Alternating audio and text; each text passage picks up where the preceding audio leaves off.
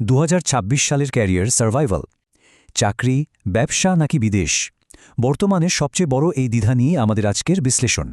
সমাজ মূলত এই তিনটি পথের দিকেই ঠেলে দেয়, কিন্তু 2026 সালে আসলে সম্পদ গড়বে কোনটি? চলুন দেখি। সবচেয়ে চমকপ্রদ ব্যাপার কি জানেন? কেরিয়ার গড়ার পুরনো সেই ধরা বাধা নিয়মগুলো এখন একেবারেই অচল হয়ে গেছে। প্রথমেই সেই চিরাচরিত মিথ নিয়ে কথা বলি।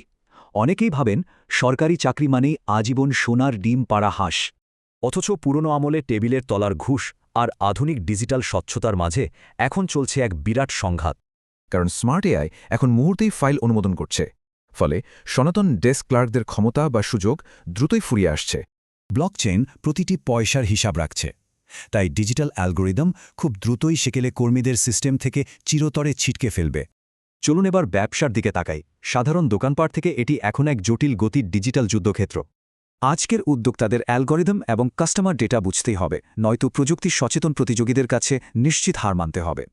এরপর আসে বিদেশে পাড়ি জমানোর সেই রঙিন স্বপ্ন। অনেকেই একে অর্থনৈতিক মুক্তি হিসেবে দেখেন, কিন্তু বিশেষ দক্ষতা ছাড়া বিদেশে গেলে তা অনেক সময় অমানবিক পরিশ্রম আর ভয়ানক মূল্যস্ফীতির মাঝে আটকে ফেলে। অথচ বিদেশের অদক্ষ শ্রমিকের তুলনায় একজন স্মার্ট রিমোট কর্মী নিজের ঘরে বসেই 5 গুণ বেশি আয় করতে পারেন। বিদেশের মরুভূমিতে ঘাম ঝরানোর চেয়ে ডিজিটাল স্কিল দিয়ে গ্লোবাল ক্লায়েন্টদের নিজের ঘরে নিয়ে আসাই এখনকার সেরা হ্যাক। কোডিং, ডিজাইন বা ডেটা অ্যানালাইসিসের মতো ভ্যালু তৈরি করে তরুণরা গ্লোবাল কোম্পানিগুলোকে অনায়াসেই নিজেদের দিকে টানছে। তাই এখনকার সবচেয়ে স্মার্ট কৌশল হল হাইব্রিড ইনকাম মডেল। এতে যে কোনো প্রযুক্তিগত পরিবর্তনের মাঝেও টিকে থাকা যায়। করিম এবং রহিমের বাস্তব জীবনের এই তুলনামূলক ম্যাট্রিক্সটি এর সবচেয়ে বড় আর জ্বলন্ত প্রমাণ।